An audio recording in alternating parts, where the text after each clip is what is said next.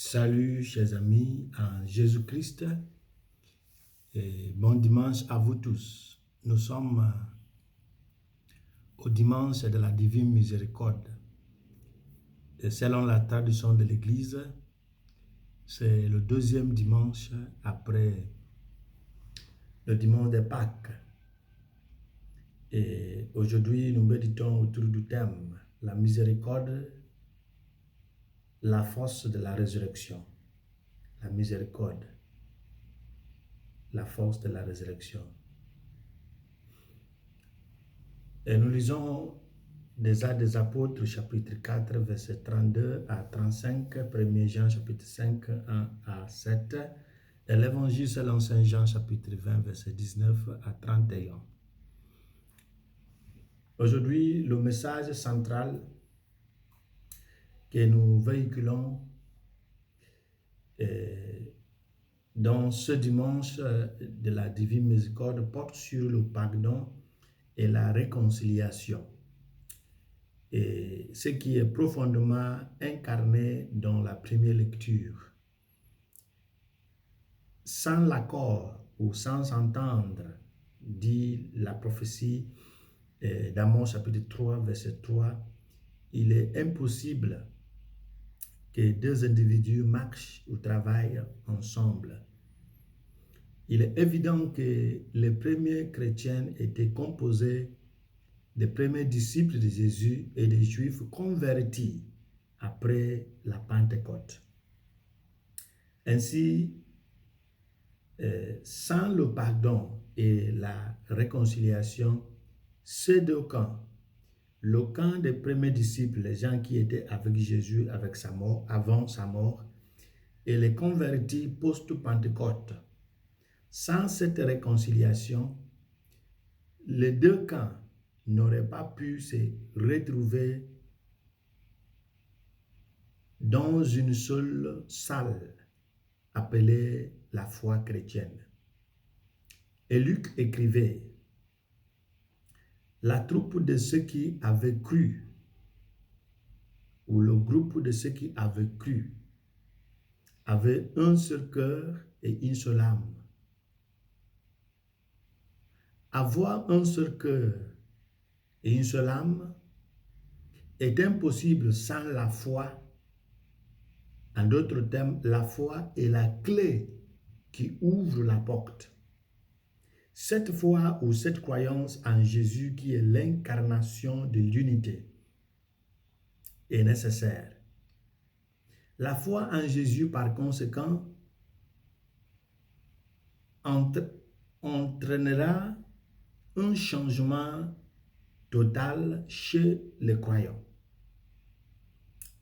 Ce changement donne la possibilité de vaincre le monde parce que celui qui véhicule le message est déjà transformé et il porte le message de transformation étant un exemple, une preuve, un signe visible que ce message est capable de transformer. Mais qui peut vaincre le monde si l'on vit dans l'anarchie?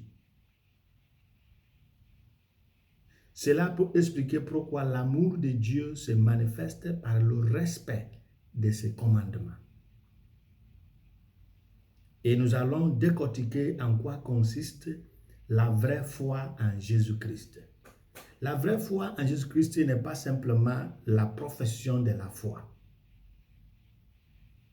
mais la mise en œuvre, la mise en application de cette profession. La première chose que nous allons voir, c'est accepter la nature divine et humaine de Jésus.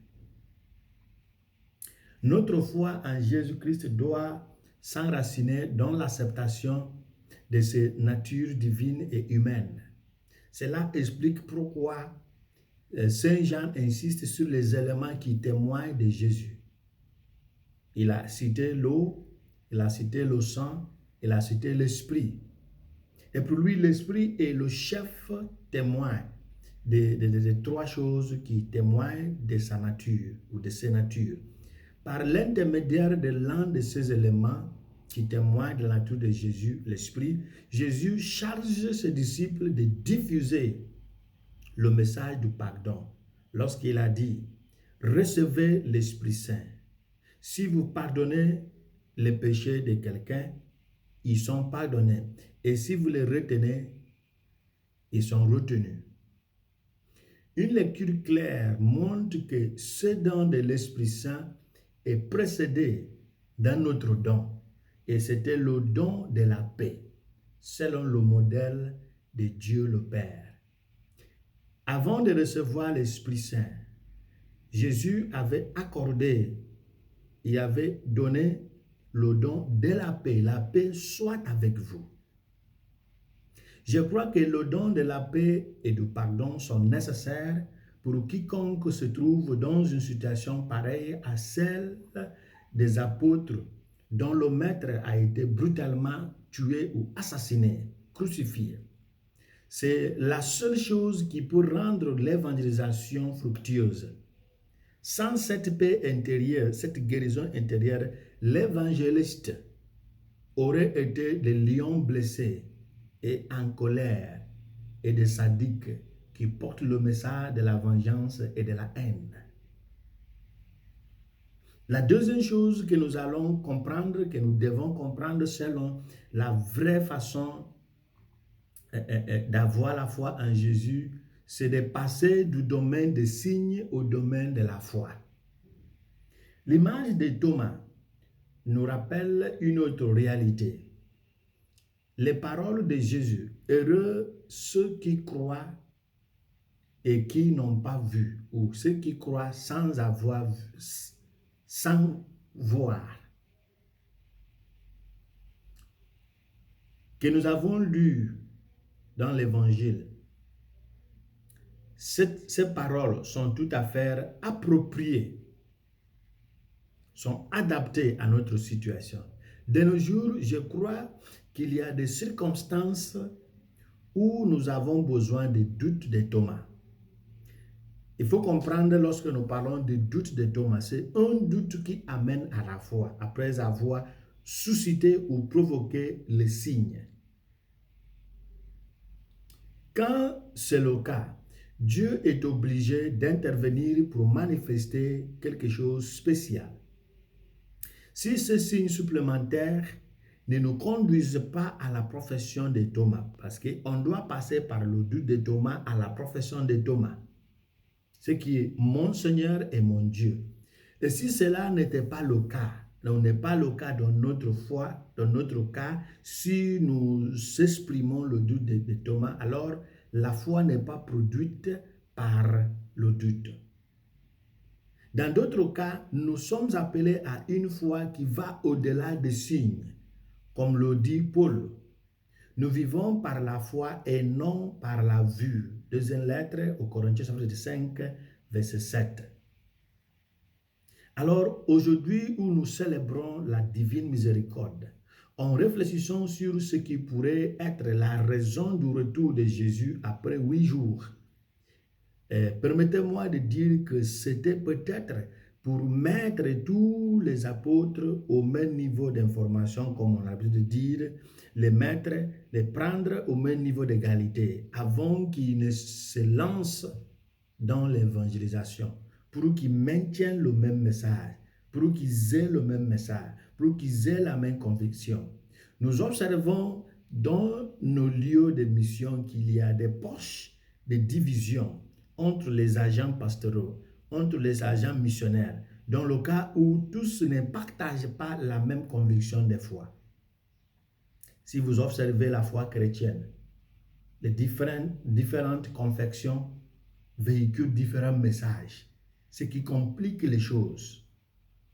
Les catholiques disent c'est comme ça, les anglicains d'autres, les pentecôtistes, les évangélistes, il y a trop de confusion. Parfois, les agents de la même profession ou famille religieuse véhiculent des opinions personnelles. Au lieu de se renseigner à propos de ce qui est le message officiel de leur confession, ils préfèrent émettre les idées, les opinions personnelles.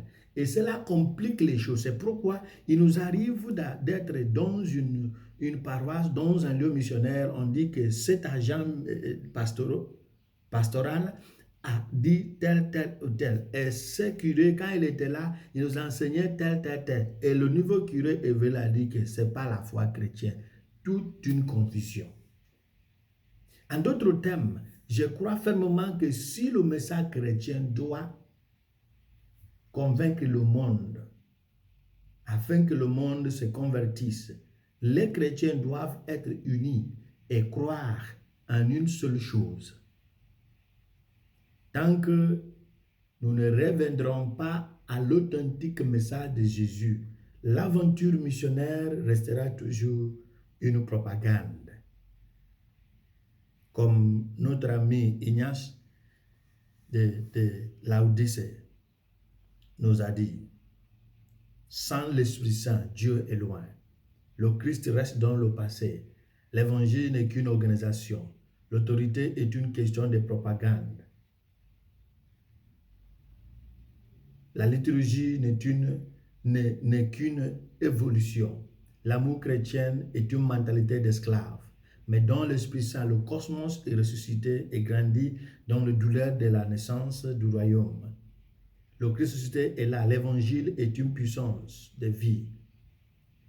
L'Église manifeste la vie de la Trinité. L'autorité est une science libératrice. La mission est une Pentecôte et la liturgie est à la fois renouvellement et anticipation. Et l'amour ou l'action chrétienne est déifiée avec l'Esprit Saint.